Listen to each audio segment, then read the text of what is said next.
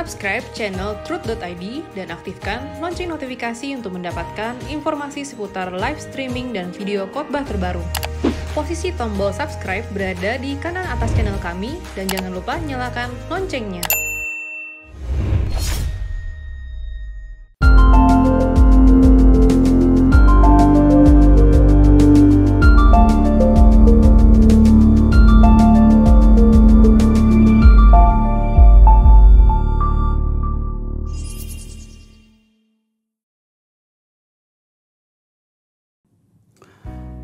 Shalom kaum ibu, kaum wanita. Kembali kita jumpa dalam acara Wanita Surgawi. Saudara, saya berharap melalui acara ini saudara-saudara benar-benar diberkati oleh Tuhan. Saya tidak dapat memberkati saudara, hanya Tuhan yang dapat memberkati saudara. Oleh sebab itu, sebelum kita mulai, mari kita berdoa. Bapa kami di dalam surga, Allah dan Bapa Tuhan kami Yesus Kristus, Elohim Yahweh yang Maha Tinggi, berkatilah program Wanita Surgawi ini Bapa, melalui Truth.id, agar melalui acara ini, program ini, Bapa melawat umat-Mu, khususnya kaum ibu, kaum wanita. Dan tentu semua yang mendengarkan kebenaran firman-Mu yang disampaikan.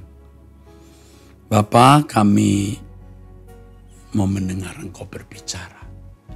Taruh perkataan Bapa di mulut anak-Mu Erastus Sabdono ini, agar hanya kebenaran-Mu yang kami dengar.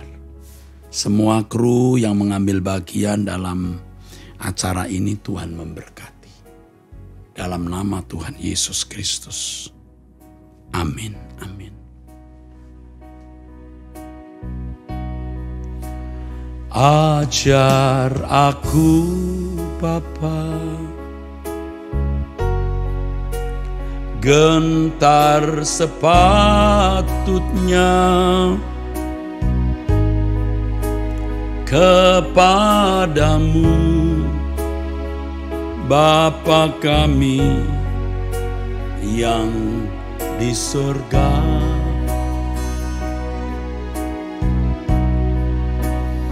Mengasihi Bapa dengan segenap jiwa, segenap hatiku dan akal budiku. Ajar aku Bapa, ajar aku Bapa, gentar sepatutnya kepadamu, Bapa kami yang di surga.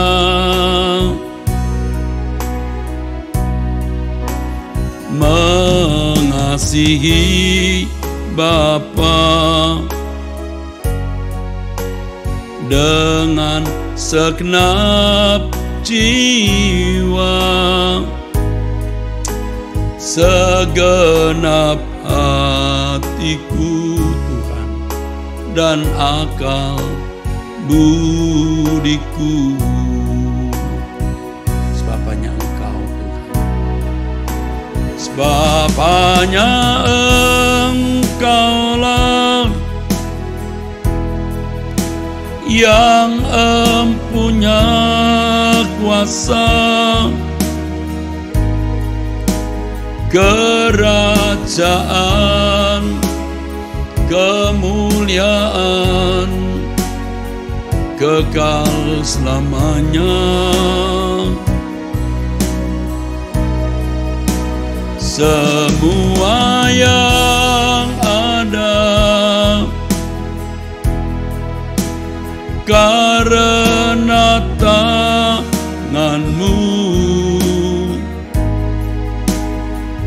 Kau ciptakan bagi kemuliaan-Mu, sebab hanya Engkau Tuhan, sebab hanya Engkaulah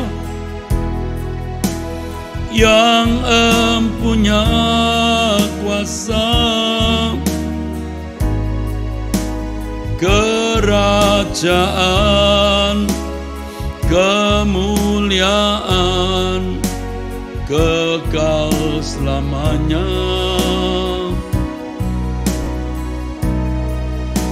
Semua yang ada karena tangan-Mu, Kau ciptakan bagi kemuliaan-Mu. Kau ciptakan, Kau ciptakan Tuhan bagi kemuliaan-Mu. Kau ciptakan Bapa di surga, Kau ciptakan bagi kemuliaan-Mu.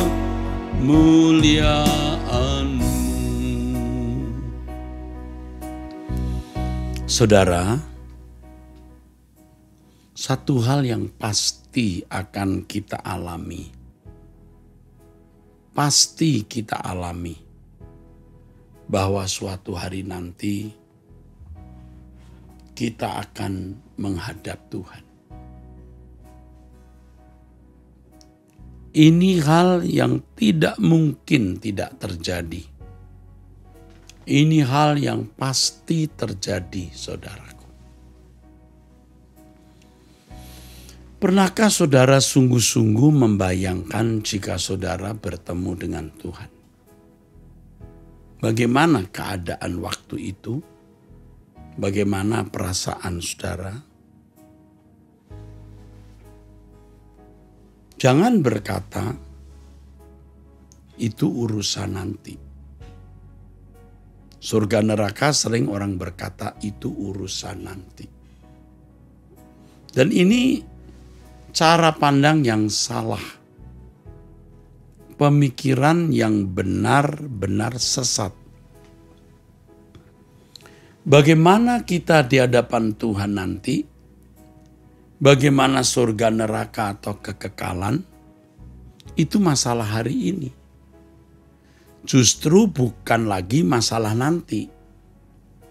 Jika kenyataan berhadapan dengan Allah terjadi, maka bagaimananya nanti itu ditentukan oleh sikap kita hari ini. Langkah kita hari ini, saudara.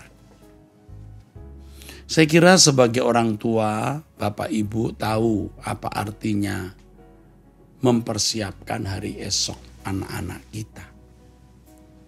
Orang tua sudah memiliki jangkauan yang panjang, ya. Apa keadaan nasib anak kita?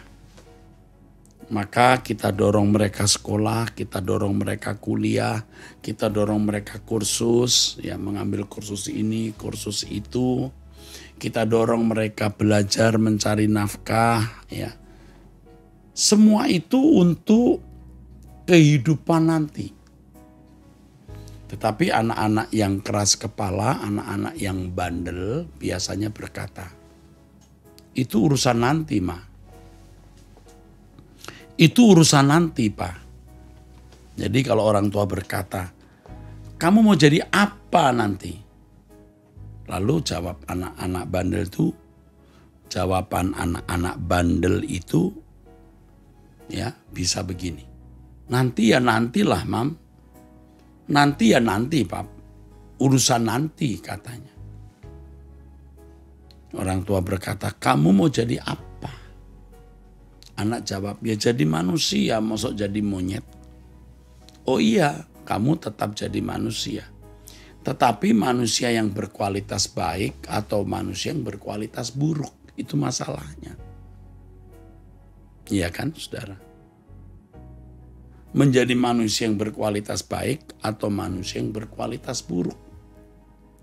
Kalau menjadi manusia yang berkualitas buruk, nanti di balik kuburnya itu, saudara, mengerikan. Apa? Ya kehinaan kekal. Jadi anak-anak yang tidak mau menurut orang tua, ya, tidak mau mempersiapkan hidupnya sejak sekarang ini untuk hari esoknya. Jadi tidak memetakan kehidupan yang akan dijalaninya nanti. Tidak dipetakan sekarang.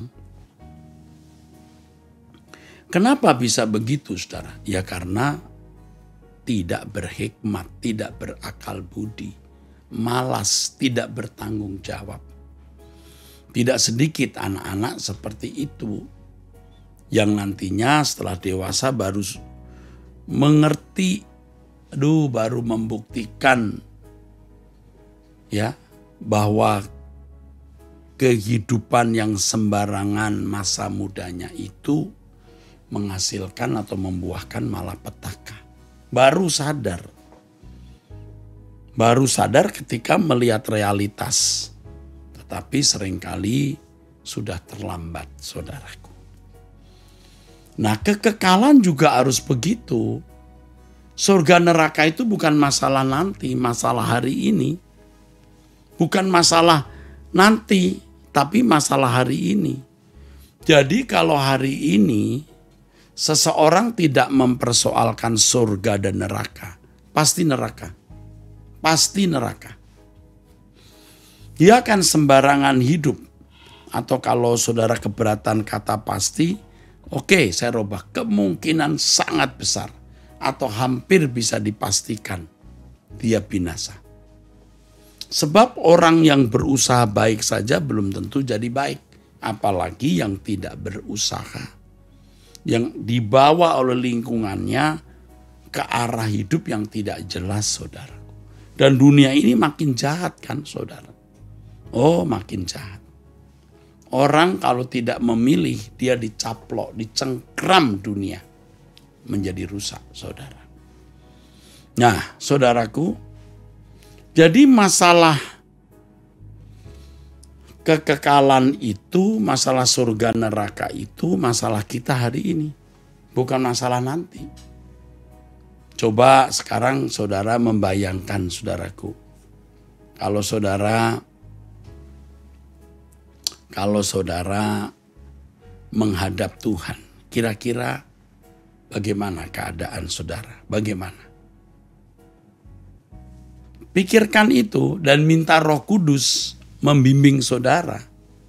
Roh Kudus akan membuka mata pengertian saudara-saudara untuk bisa memahami, bisa mengerti keadaan saudara yang sebenarnya itu. Pasti Roh Kudus akan berbicara dan menuntun kita. Kalau saudara berkata, aku mau menghayati kenyataan ada di hadapan Allah itu bagaimana ya? Coba saudara minta pimpinan Roh Kudus. Roh Kudus pasti memimpin. Dan saya sudah sering kali melakukan itu. Seakan-akan saya ada di hadapan Allah atau sudah ada di hadapan tahta pengadilan Kristus. Wah, mengerikan. Mengerikan, saudara. Kalau kita masih memiliki kesalahan dosa yang kita pelihara, kita tidak mau lepaskan, wah bahaya sekali.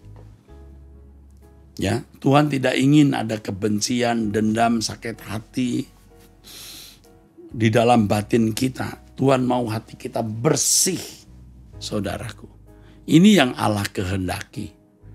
Dan mestinya sebelum kita menghadap Allah, kita sudah benar-benar menyelesaikan dengan diri sendiri, artinya membunuh semua nafsu-nafsu rendah di dalam daging kita, ambisi-ambisi pribadi kita harus disalibkan, saudara. Harus disalibkan, dimatikan. Hanya orang-orang yang telah menyalibkan dagingnya inilah yang akan dapat menghadap Tuhan dengan keberanian, saudaraku. Firman Tuhan mengatakan di dalam Galatia pasal 5, saudaraku, ayat 24-25. Barang siapa menjadi milik Kristus Yesus, ia sudah menyalibkan daging dengan segala hawa nafsunya. Dan itu satu hal yang harus dilakukan. Itulah yang dimaksud oleh Paulus dalam Roma pasal 8 dari 12-14. Bahwa kita adalah orang-orang yang berhutang. Berhutang bukan untuk hidup menurut daging, tetapi hidup menurut roh. Nah, masalahnya kita ini kan orang-orang yang sudah terbiasa hidup di dalam daging, saudara. Sudah terbiasa hidup untuk memuaskan keinginan daging, keinginan jiwa atau ambisi-ambisi kita. Itu masalahnya. Nah, bagaimana kita bisa lolos dari keadaan ini? Ya, kita harus sengaja keluar. Jangan tercengkerami oleh cara berpikir, gaya hidup yang salah seperti itu. Harus kita keluar. Harus betul-betul membersihkan diri dari semua dosa, sekecil apapun dosa itu. Melepaskan diri dari keterikatan, saudaraku, sekecil apapun keterikatan tersebut. Sebab Tuhan mengendaki ketika kita menghadap Tuhan, Tuhan menemukan kita bersih di hadapan Tuhan. Oleh sebab itu, saudara, tiap hari kita itu menyediakan waktu menghadap Tuhan. Harus setiap hari. Kalau yang saya biasa katakan atau kemukakan kepada saudara, minimal 30 menit. 30 menit minimal. Itu minimal. Lalu kita ada di hadapan Tuhan, kita menyembah, kita memeriksa diri, minta Roh Kudus membuka pikiran kita untuk mengerti keadaan kita ini, saudara. Jika ada dosa, ada kesalahan, ada kejahatan yang masih kita lakukan, ya kita minta ampun kepada Tuhan. Ada satu lagu yang saya gubah, saudara. Ya. Lagu ini sebenarnya bicara soal kita mau diperiksa oleh Tuhan. Ya Bapa, beri aku mengerti. Ya Bapa, beri aku mengerti keadaanku di mata-Mu, Bapa. Masihkah ada dosa tersembunyi, kesalahan tak kusadari, Bapa. Ya Bapa, bukalah pengertianku agar ku kenali diriku. Masihkah ada percintaan dunia yang mengikat hatiku? Aku bersedia melepas semua, tak bercela dalam pandangan-Mu. Sebelum mata menutup selamanya, aku layak di hadapan-Mu. Aku bersedia. Aku bersedia melepas semua, tak bercela dalam pandangan-Mu. Sebelum mata menutup selamanya, aku layak di hadapan-Mu. Ya Bapa, beri aku mengerti keadaanku di matamu. Ya, keadaan kita di mata Allah, bukan di mata manusia, apalagi di mata kita sendiri. Ya biasa kalau kita merasa diri kita sudah baik, ya sudah puas diri. Tapi kita tidak mempersoalkan apa pandangan Tuhan, apa penilaian Tuhan terhadap diriku. Ini yang jarang orang persoalkan. Jujur saja banyak orang lebih mempersoalkan apa penilaian orang terhadap diri kita. Makanya jangan heran kalau orang-orang duniawi ya berusaha untuk tampil cantik, tampil elegan, tampil intelek, tampil priayi, tampil sebagai seorang kelas jet set. Itu makanya bagaimana dia mempermak mukanya, bagaimana mewarnai rambut, bagaimana memakai perhiasan dan mengenakan pakaian yang indah-indah. Saya tidak katakan salah kalau orang merias diri, tetapi apa tujuannya? Dan kita melihat kenyataan orang-orang yang tujuannya memang ya begitu, saudara.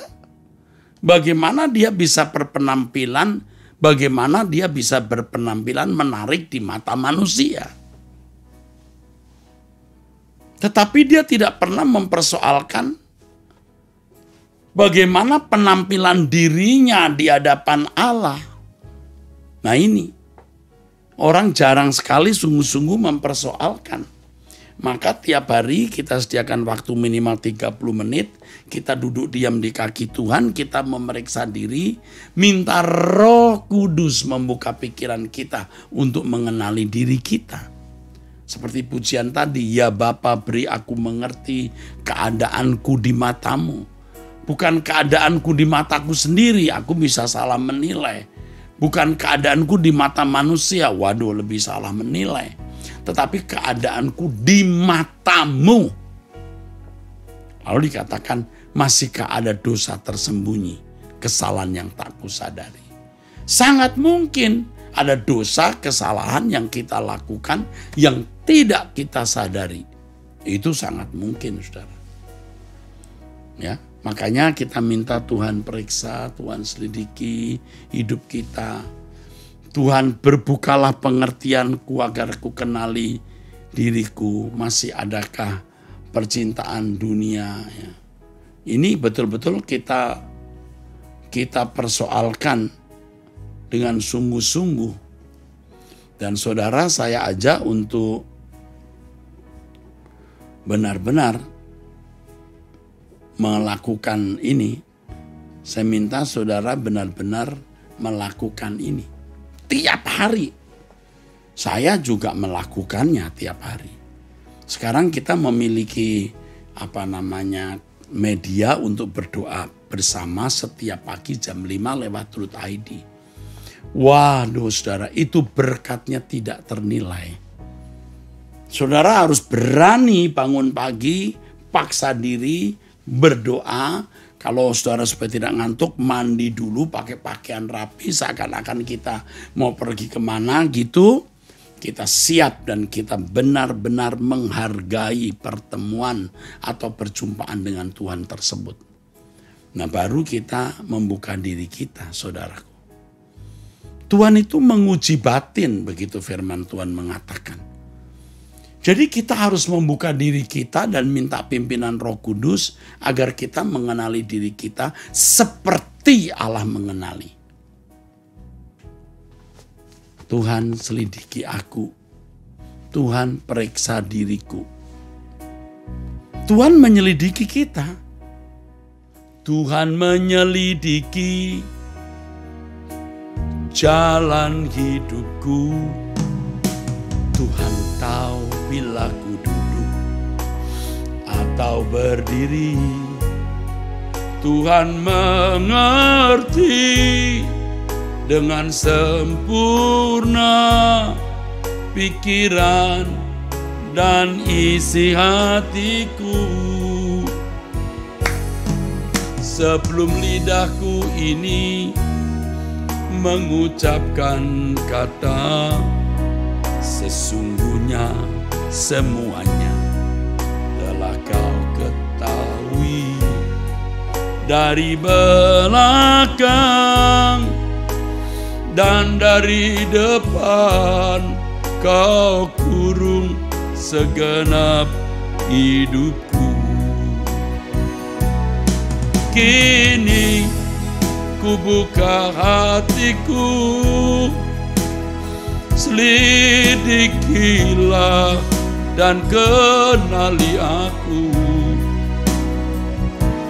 Ku sedia kau periksa selalu, adakah jalan hidupku serong.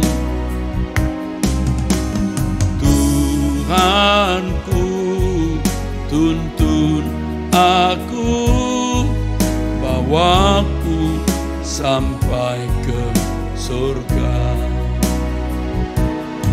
Kini ku buka hatiku, Tuhan, selidikilah dan kenali aku.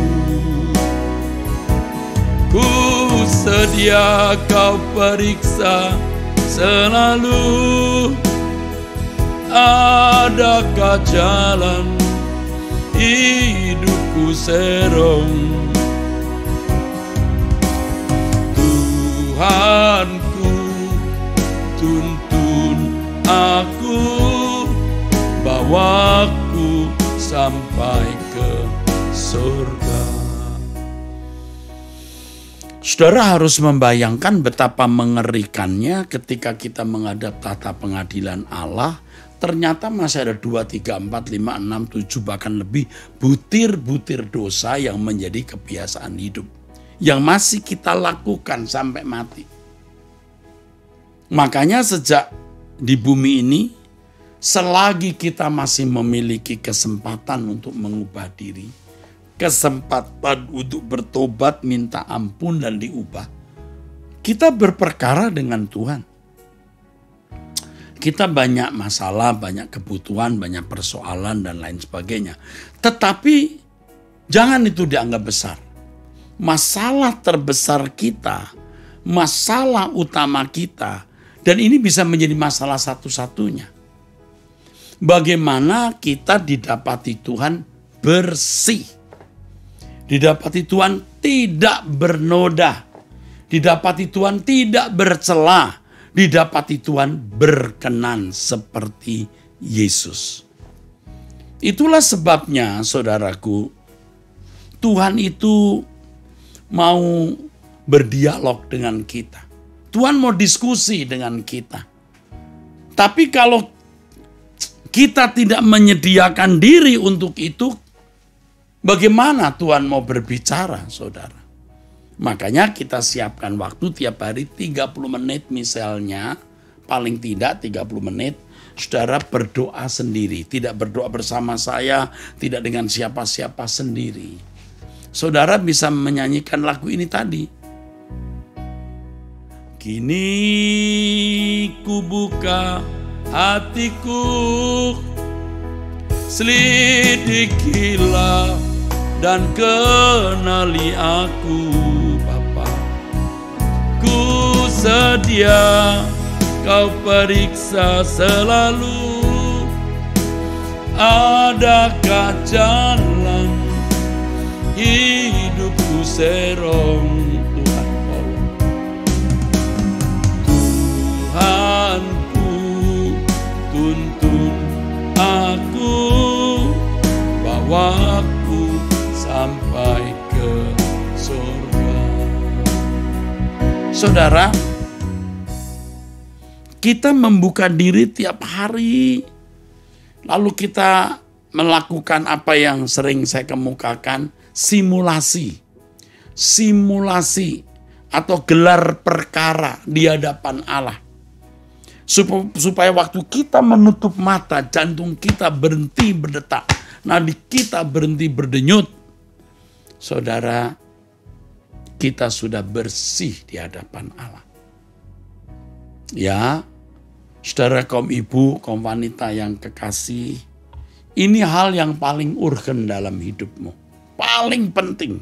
Dan mestinya kita menganggap ini satu-satunya yang penting. Satu-satunya yang penting dalam hidup kita. Nah, jangan sampai saudara dibuat iblis tidak fokus kepada hal ini. Banyak masalah yang ibu-ibu, bapak-bapak, ya kaum wanita khususnya hadapi. Banyak persoalan, banyak problem, banyak tekanan, banyak kebutuhan.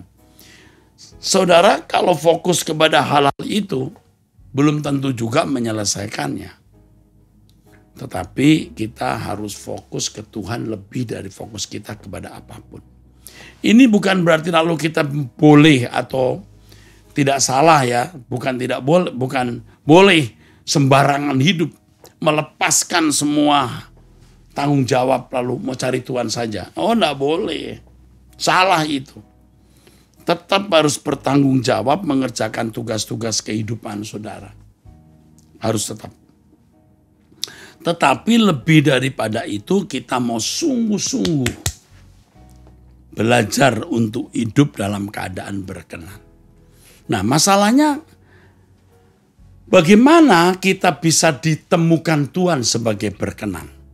Atau kalimat lain, bagaimana kita bisa dipertemukan Tuhan sebagai orang suci atau orang salehnya?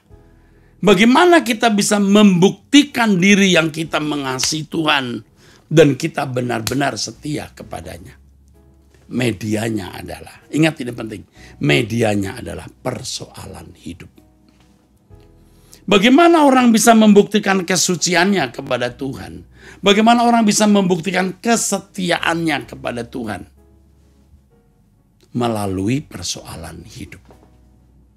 Jadi, kalau orang mau mencari perkenanan Tuhan lalu pergi ke tengah hutan, semedi atau betapa, dia membuang atau tidak menggunakan media yang ada untuk betul-betul menjadi anak kesukaan Allah, menjadi seorang yang berkenan kepada Allah, seorang yang terbukti mencintai Tuhan dan menghormati Dia. Medianya itu persoalan. Medianya itu masalah. Hal ini diajarkan Tuhan kepada saya hari-hari belakangan ini, saudaraku. Aduh, saya baru mengerti, oh medianya begitu ya. Jadi kita diberi Tuhan persoalan berat. Kita diberi kesempatan berbuat dosa. Kita diberi kesempatan untuk membalas dendam. Oh, rupanya itu media. Media kita membuktikan kesetiaan kita, cinta kita kepada Tuhan. Dan kesucian hidup kita. Jadi kalau saudara harus menghadapi masalah-masalah hari ini ya, puji Tuhan. Karena masalah itu sebenarnya menjadi media kita untuk membuktikan bahwa kita ini seorang yang mengasihi Dia, saudaraku. Jadi kita bersyukur kalau Tuhan membawa kita kepada situasi-situasi yang kadang-kadang kita merasa berat hidup ini, merasa sulit. Tapi disitulah Tuhan mau kita menggunakan media itu untuk membuktikan yang kita mengasihi Dia. Kita bersyukur saudaraku sekalian karena lewat media-media tersebut, baik persoalan, pergumulan, kesulitan, kesempatan berbuat dosa dan lain sebagainya, untuk kita bisa membuktikan, menunjukkan yang kita mengasihi Tuhan. Bagaimana kesetiaan bisa teruji kalau tidak ada godaan? Harus ada godaan dulu. Tapi ketika kita diperhadapkan kepada banyak pilihan-pilihan, kita bisa berkata, aku memilih-Mu Tuhan. Ya kan saudaraku? Bagaimana kita bisa membuktikan yang kita itu mencintai Tuhan? Ketika banyak opsi-opsi yang bisa dipilih, saudara berkata, aku tidak memilih apapun. Aku hanya memilih Tuhan dan kerajaannya. Di situ saudara jadi wanita surgawi yang benar.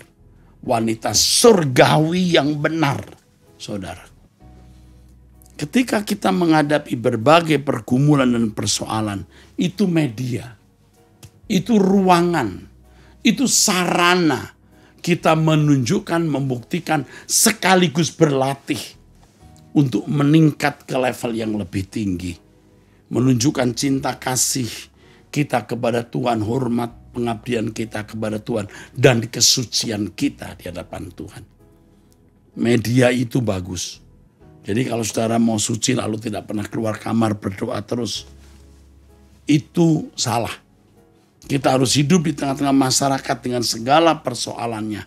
Tapi justru persoalan-persoalan hidup itu menjadi media kita untuk membuktikan cinta kita kepada Tuhan. Saudaraku sekalian, di sini kita harus memilih. Kita tidak bisa tidak memilih. Kita harus memilih.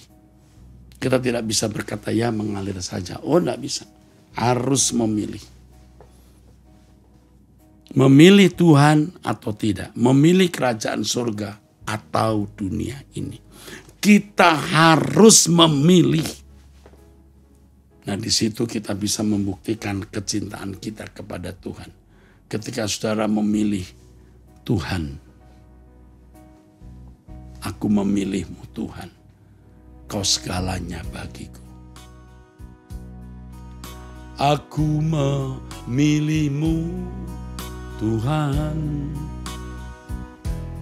Kau segalanya bagiku.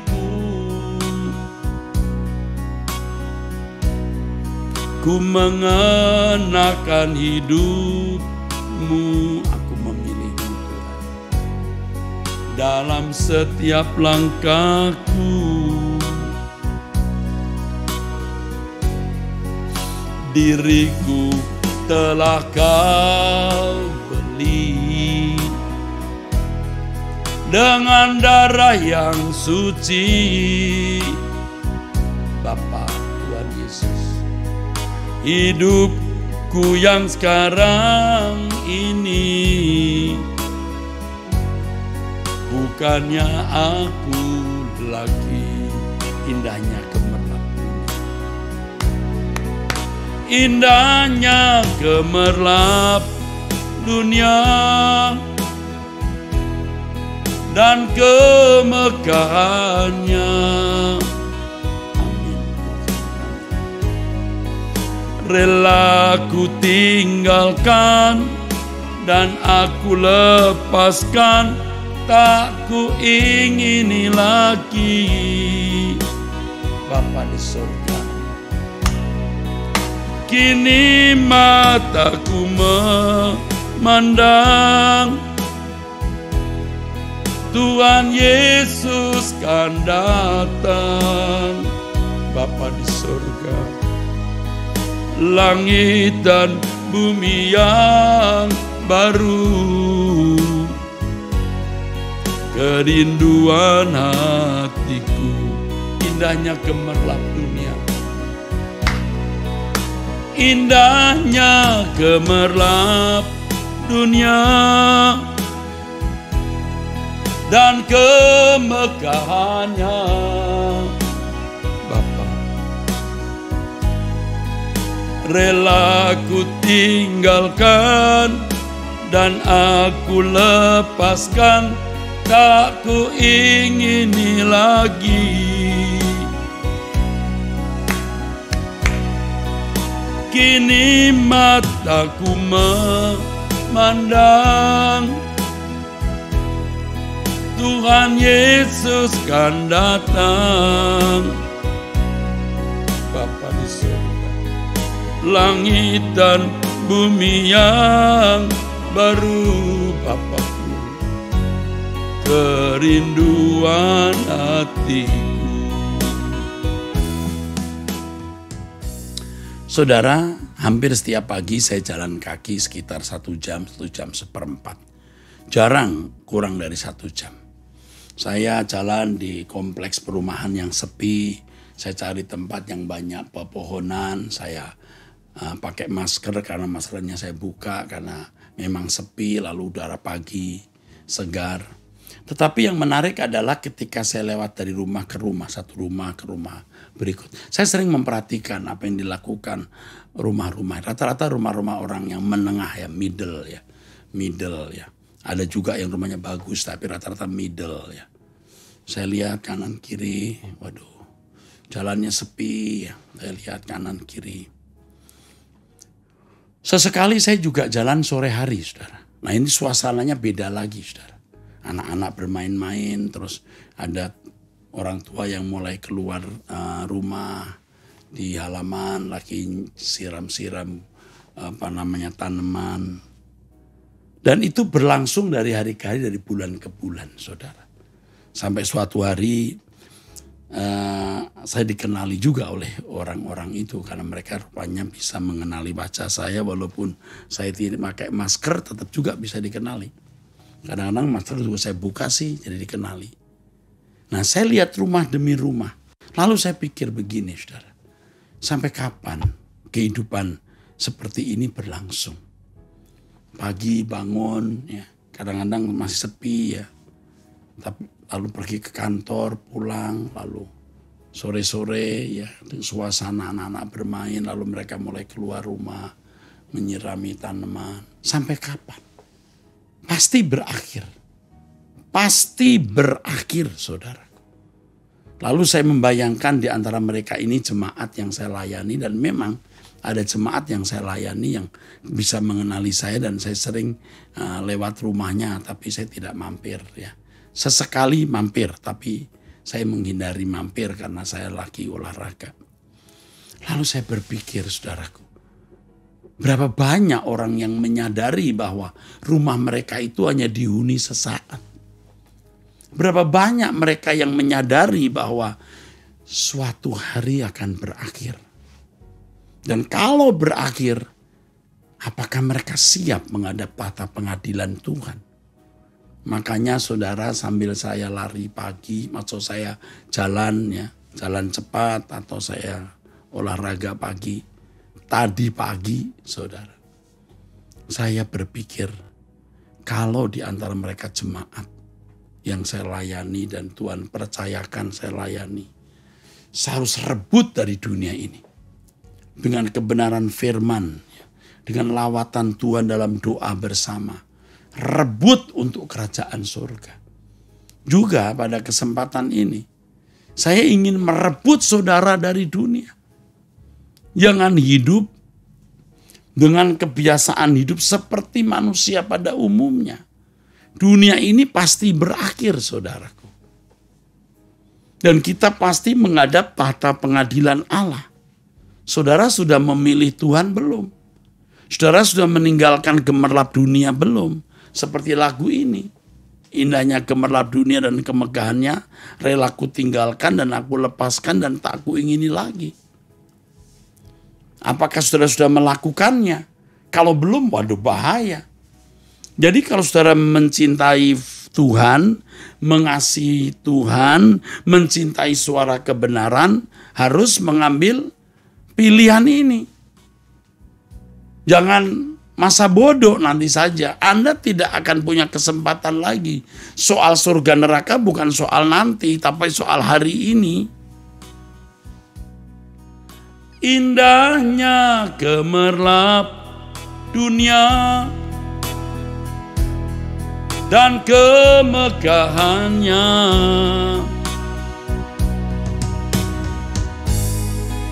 Rela ku tinggalkan dan aku lepaskan, tak ku ingini lagi.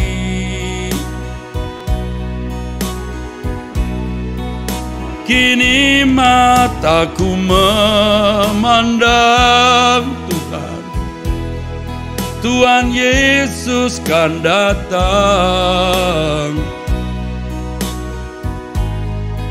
Langit dan bumi yang baru, kerinduan hatiku. Saudara, saya berkata kepada istri saya baru-baru ini, ya 1-2 hari ini, ya di tempat tidur kita dialog, kita bicara-bicara, saya katakan bahwa perang dunia itu bisa kapan saja terjadi loh, Mam. Ketegangan Ukraina antara Rusia dan Amerika serta NATO sekutunya, ketegangan Taiwan dan RRC.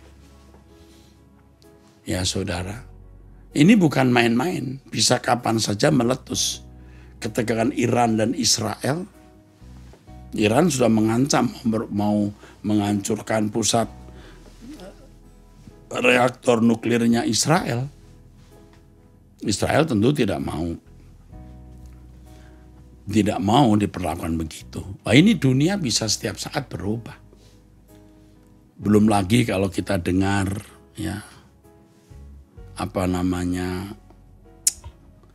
kemungkinan terjadinya bencana alam, tsunami, gempa.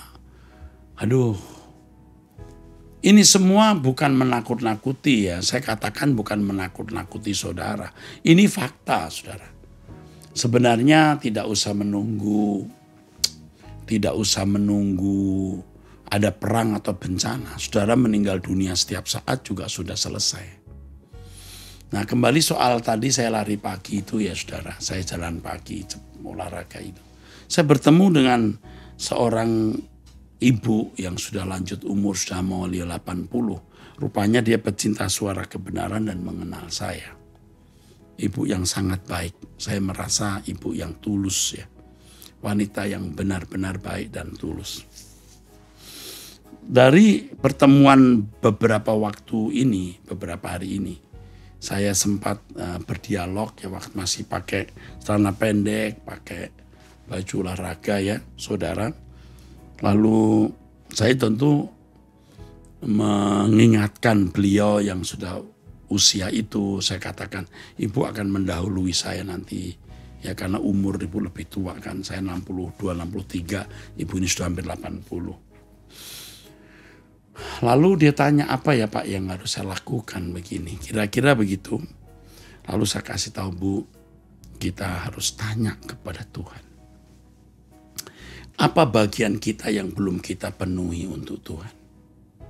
Ini tidak ada maksud apa-apa ya saudara. Ya bukan saya mau mengakali orang, tidak. Ini juga pecinta suara kebenaran yang juga mengikuti terus ya. Doa pagi kadang-kadang juga ikut ya kalau doa pagi. Lalu saya kasih tahu dia, ibu harus tanya ke Tuhan, jangan tanya saya nanti salah. Apa yang ibu harus lakukan untuk Tuhan? Supaya pada waktu kita menghadap tahta pengadilan Tuhan nanti, kita sudah selesaikan semua tugas yang Tuhan berikan. Saya beritahu kepada beliau bahwa tuh ibu jadi wanita, punya anak ini, tinggal di sini. Semua itu tidak kebetulan, Tuhan rancang. Dan ketika Tuhan menempatkan ibu di satu tempat dengan segala keadaannya, Allah memiliki rencana untuk ibu genapi. Nah itu juga kita kenakan diri saya. Saya juga bertanya apa yang harus saya lakukan di sisa umur hidup saya ini. Sebelum saya meninggal dunia, saya menghadap Allah. Jangan sampai ada yang belum saya kerjakan. Maka indahnya gemerlap dunia dan kemegahannya rela ku tinggalkan dan aku lepaskan. Dan tidak kuingini lagi. Harus tegas. Supaya mataku memandang Tuhan Yesus yang akan datang dan langit baru bumi baru kerinduanku. Dengan demikian aku mempersiapkan diri sungguh-sungguh untuk kerajaan surga. Sungguh-sungguh aku mempersiapkan diri untuk kekekalan. Jangan sampai waktu kita meninggal dunia ada tugas-tugas yang belum kita selesaikan, saudaraku. Nah, saudara, kaum ibu, kaum wanita, jangan tenggelam dengan banyak masalah. Saudara pasti banyak masalah, banyak problem, banyak tekanan, banyak kebutuhan. Sama, kita juga punya banyak masalah. Tapi jangan sampai kita gagal fokus, kita tidak fokus untuk kekekalan. Jangan sampai kita gagal. Karenanya pada kesempatan ini saya mengajak saudara untuk memeriksakan diri di hadapan Tuhan. Saudara harus memeriksakan diri di hadapan Allah. Saudara harus bertanya, Tuhan, apa penilaianmu terhadap diriku? Kebiasaan dosa-dosa apa yang masih kulakukan yang tidak berkenan di hadapanmu? Harus dipersoalkan dengan sungguh-sungguh. Tidak boleh tidak, harus saudaraku. Lalu apa tugas yang Tuhan percayakan, Tuhan berikan kepadaku yang tidak atau belum kulakukan? Itulah sebabnya kalau saya sering berkata berkemas-kemas, maksudnya itu. Dan kalau kita memberikan judul program ini, saudaraku, sebagai wanita surgawi, kan maksudnya supaya wanita-wanita menjadi wanita-wanita yang surgawi, bukan duniawi. Wanita-wanita yang betul-betul fokus ke kerajaan Allah dan tidak terikat dengan keindahan dunia ini. Saya betul-betul rindu, saudara, dan saya memang harus merasa dan memang bertanggung jawab mengajak semua pecinta suara kebenaran ini bersih-bersih diri, suci sesuci-sucinya, tidak terikat dunia sama sekali. Oh haleluya, hatimu betul-betul kau arahkan kepada Tuhan dan kerajaannya saja, supaya setiap saat ketika kita meninggal dunia, kita sudah benar-benar bersih.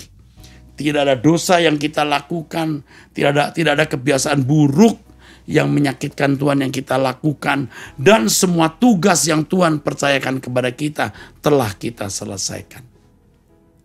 Makanya di awal-awal tadi saya mengajak saudara menyanyikan, ya ajar aku Bapa gentar sepatutnya, artinya kita harus takut akan Allah. Ya, kalau orang tidak takut akan Allah, wah ini masalahnya saudaraku. Kenapa? Karena tidak pernah berurusan dengan Tuhan. Kalau saudara berurusan dengan Tuhan, saudara pasti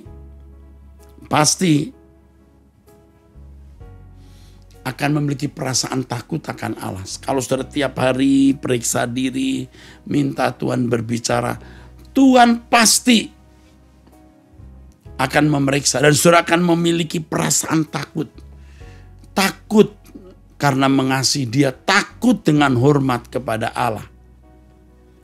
Allah yang punya kuasa kerajaan kemuliaan. Kalau kita tidak berdamai dengan Dia, wah mengerikan saudaraku.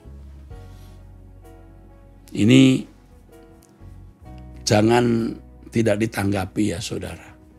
Jangan saudara berkata, ya Pak saya setuju, Pak Eras saya setuju, khotbah Pak Eras bagus. Oh saya tidak senang, saudara hanya setuju. Saudara harus merespon, bereaksi. Ingat ya ibu-ibu, jangan tenggelam dengan masalah. Ingat, jangan fokus dengan banyak problem, masalah, tekanan, kebutuhan, sampai saudara gagal memfokus kepada hal yang bersifat kekal. Ya. Ini ada satu lagu yang saya karang lama ini, tapi ini bisa mengentar kita kepada kebenaran yang lebih dalam. Satu hal yang aku harus pahami, hari kematianku yang sudah pasti saudara. Tak tahu kapan itu akan terjadi di perjalanan singkat hidup ini. Aku harus mempersiapkan diri saat yang indah hari kematianku,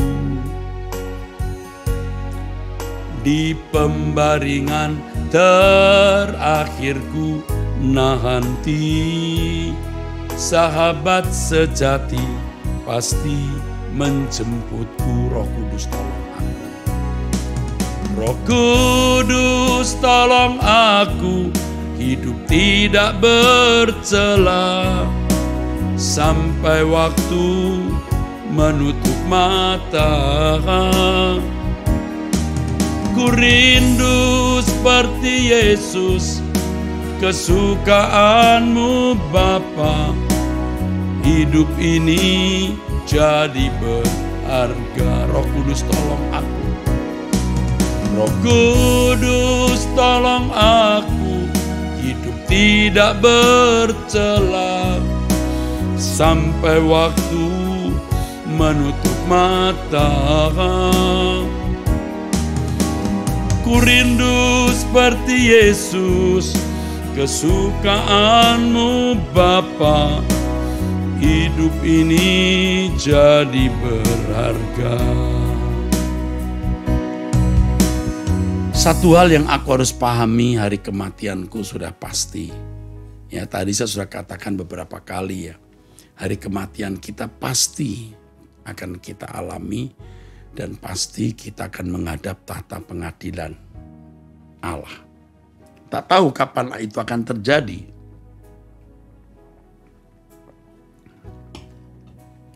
Di perjalanan singkat hidup ini, aku harus mempersiapkan diri saat yang indah hari kematianku. Mengapa hari kematian kita indah? Karena kita sudah simulasi terus. Sudah praktek seakan-akan kita ada di hadapan pengadilan Allah. Kita minta diperiksa apakah masih ada dosa. Apakah masih ada percintaan dunia dalam diri kita. Atau apakah masih ada tugas yang Tuhan percayakan kepada kita, yang Tuhan berikan kepada kita yang belum kita selesaikan. Kalau kita lakukan itu dengan serius, sungguh-sungguh, tekun, maka kematian kita menjadi hari yang indah. Saat yang indah hari kematian kita. Tetapi kalau seseorang tidak memeriksa diri dengan seksama, hari kematiannya itu mengerikan, saudara. Maka tidak heran ada banyak orang yang takut mati. Mengapa takut mati? Ya, karena tidak memiliki kepastian. Tidak berkemas-kemas, tidak mempersiapkan diri. Saudara ingat waktu kita masih kecil, kalau hari Minggu kita mau dibawa orang tua ke tempat wisata. Saya masih ingat waktu kecil bagaimana orang tua saya sewa dokar. Sewa andong ya namanya. Jadi ada kudanya. Lalu di situ bisa 1, 2, 3, 4, 5 dengan depan.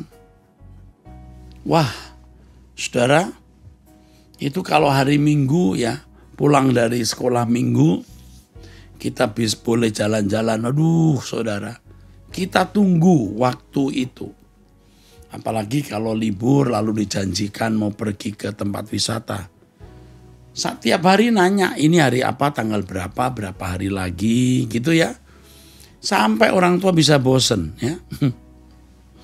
Ini hari apa ya, tanggal berapa ya, masih berapa hari lagi ya. Diomel-omelin sama orang tua, aduh. Itu anak-anak yang ingin wisata. Nah surga itu kan wisata kekal. Kok bisa takut? Berarti kan enggak beres, saudara. Hari kematian kita harus indah karena itu wisata abadi kita. Di pembaringan terakhir nanti, sahabat sejati pasti menjemput kita. Siapa yang dijemput? Ya mereka yang ikut jejak Tuhan Yesus. Kalau tidak ikut jejak Tuhan Yesus, yang jemput setan. Dia ikut jejak dunia, mencintai dunia, terikat dengan berbagai kesenangan dunia. Setan yang menjemput karena serupa dengan dunia. Tetapi kalau kita berusaha hidup kudus, sempurna seperti Bapa, serupa dengan Yesus, mengenakan kodrat ilahi, yang jemput kita Tuhan Yesus, saudara. Yang jemput kita Tuhan Yesus. Nah ini yang saya ajak saudara, jangan sampai tidak dijemput Tuhan Yesus. Ya ibu-ibu, kaum wanita ya jangan resek, jangan ribut. Ya, jangan fokus hal yang macam-macam ya. Sementara kita menghadapi banyak masalah, kita selesaikan dengan tanggung jawab, kita fokus saja ke kerajaan surga. Dunia ini sementara, tidak menyenangkan, saudara. Hanya sementara. Tadi pagi waktu lari pagi, masih lari pagi lagi, ketemu ibu-ibu, 2 ibu-ibu. Dia bilang, "Pak, mama saya itu meninggal anak bungsunya yang usianya 44 tahun. Syok. Lagi banyak proyek, ya berhasil kaya lah gitu, saudara. Meninggal mendadak. Dia sebut satu penyakit yang saya lupa tidak bisa menyebutnya. Pokoknya pembuluh darahnya itu tipis, bisa pecah. Ini pecah. Tetapi mama saya katanya dikuatkan ketika mendengar khotbah di YouTube, khotbahnya Pak Eras. Ya, pada mulanya memang bukan gereja dari gereja yang saya layani, tetapi kata ibu ini, mama saya nggak tahu bagaimana bisa ketemu YouTube Bapak. Kami ini ketemu YouTube Bapak, dikuatkan. Lalu saya berkata, memang hidup ini tragis, singkat. Ayo kita cari Tuhan. Baru tadi pagi loh saya dengar ini. Aduh, tragis saudaraku. Tapi firman Tuhan yang disampaikan lewat Truth ID yang terus mengarahkan ke langit baru, bumi baru, berkemas-kemas, ini memberi kekuatan. Ya, memberi kekuatan. Roh Kudus tolong aku hidup tidak bercela. Roh Kudus tolong aku hidup tidak bercela sampai waktu menutup mata.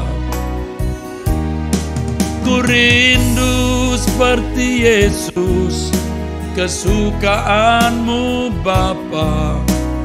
Hidup ini jadi berharga. Roh Kudus tolong aku. Roh Kudus tolong aku hidup tidak bercela sampai waktu menutup mata. Ku rindu seperti Yesus, kesukaanmu Bapa. Hidup ini jadi berharga. Mari kita berdoa. Terima kasih untuk firman-Mu Bapa. Engkau meteraikan di dalam loh hati kami dan kami bertumbuh dewasa lewat firman-Mu. Terima kasih Bapa yang Maha Kudus Elohim Yahweh. Dalam nama Tuhan Yesus Kristus kami berdoa, kami bersyukur. Amin. Sampai jumpa saudara di acara Wanita Surgawi minggu depan. Tuhan memberkati saudara.